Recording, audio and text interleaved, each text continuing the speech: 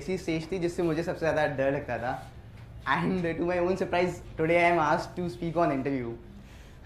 तो I will say one simple thing सबसे पहले जो मेरे साथ खुद थी कि whenever interview stage would come I would think यार अगर इंग्लिश अच्छी नहीं है ज़्यादा या अगर एकेडमिक अचीवमेंट्स बहुत स्ट्रॉन्ग नहीं है और either I am not from a very good institute और something then probably I might not be able to do as well as people who already have a very good command over English, are very knowledgeable और बहुत accent के साथ बोलते हैं और are from good institutions will be overshadowing me.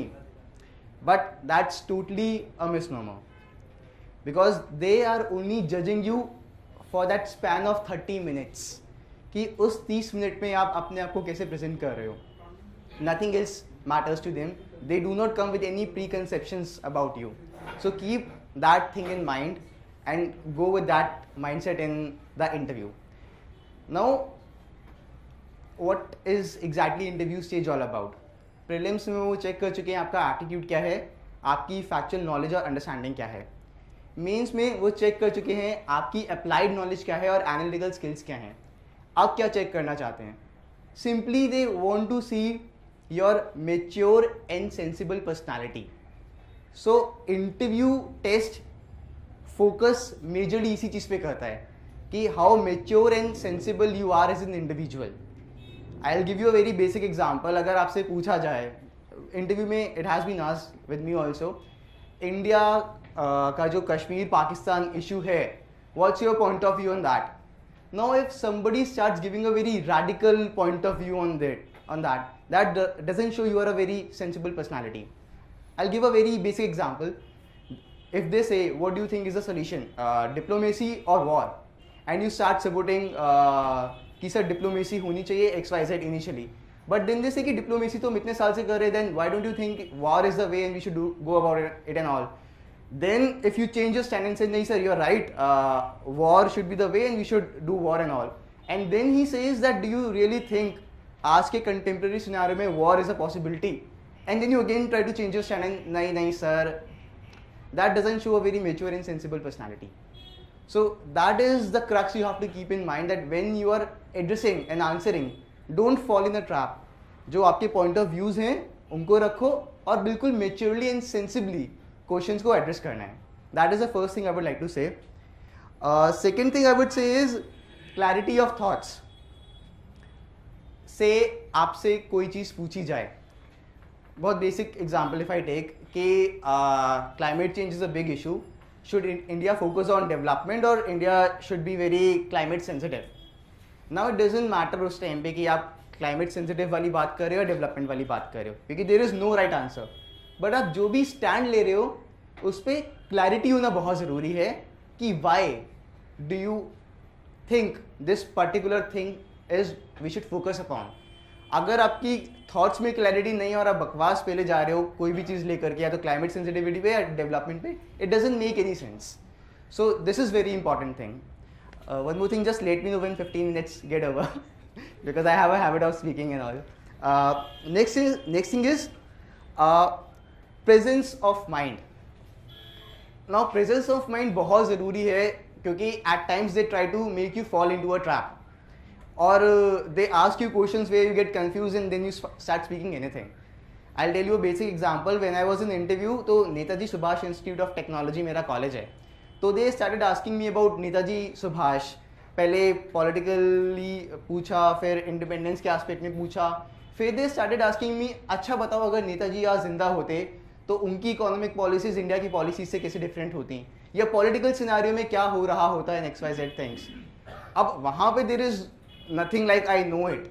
There I simply have to use my presence of mind and give an answer which is relevant to the point and is not ideologically marked. So that is how you have to use your presence of mind in situations where you get trapped and जहाँ पे जिसका कोई आंसर ना हो, और you use your presence of mind and से sir I am not well aware what could have been the scenario, so I am not in a situation to answer it.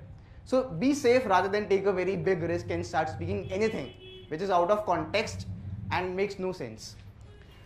Next thing is common sense.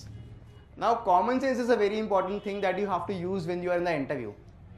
जैसे एक question मुझसे पूछा गया था कि say you are district magistrate in Assam.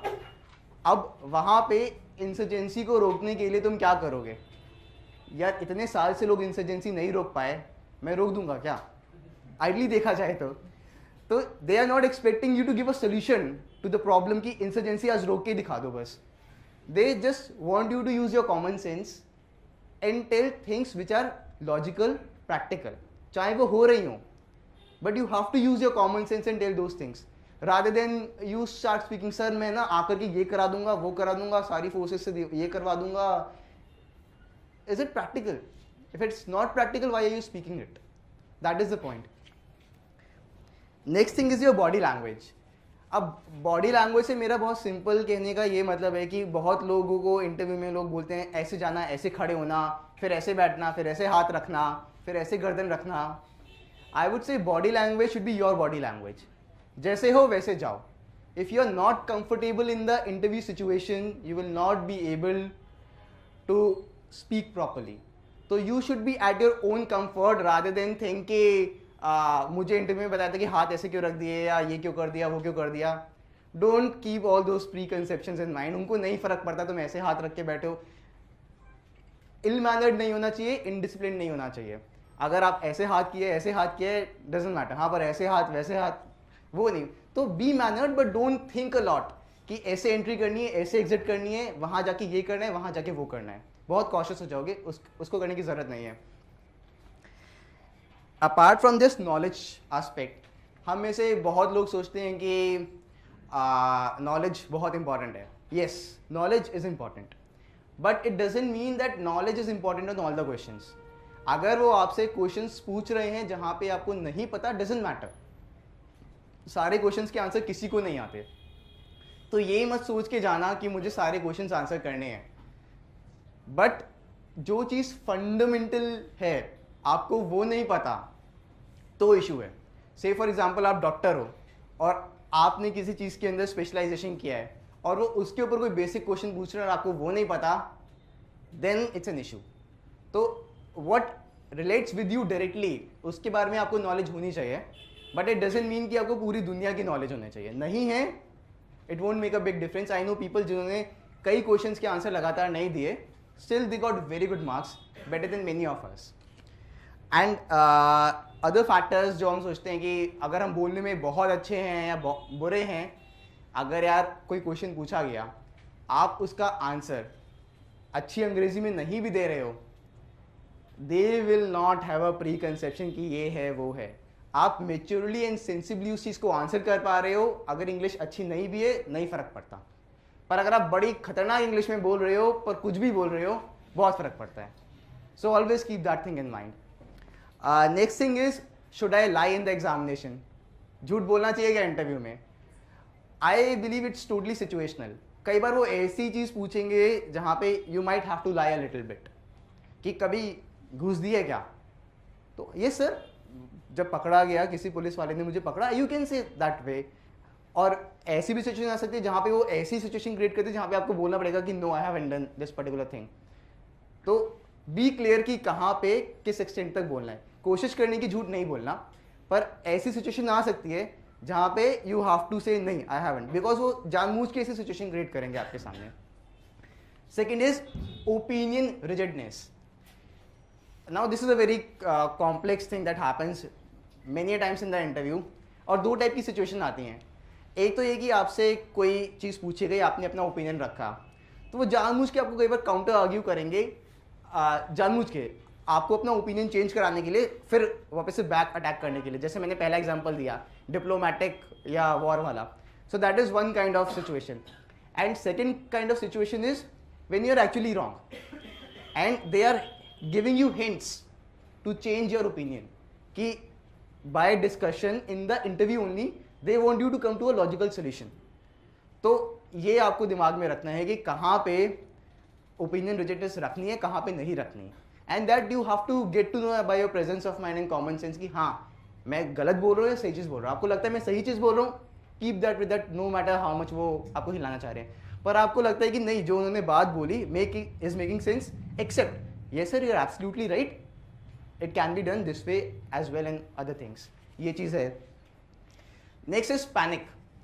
हम में से बहुत लोगों के साथ क्या होता है कि शुरू में कुछ गड़बड़ी हो जाए, वी गेट कोल्ड फ्रीज कि अब तो कुछ नहीं होगा, इंटरव्यू खत्म। There is nothing like that. बहुत लोग हैं हु आई नो जिनको उनको पानी का ग्लास दे करके पिलाना पड़ा कि पानी P low, and when they came back like anything. तो इंटरव्यू के किसी भी स्टेज पे ये मत सोचना कि अब तो हो गया, because it never happens that way. Be yourself, you make a mistake, ठीक है, they are not judging you on that particular thing. I give you very बहुत common example which happen with a friend of mine.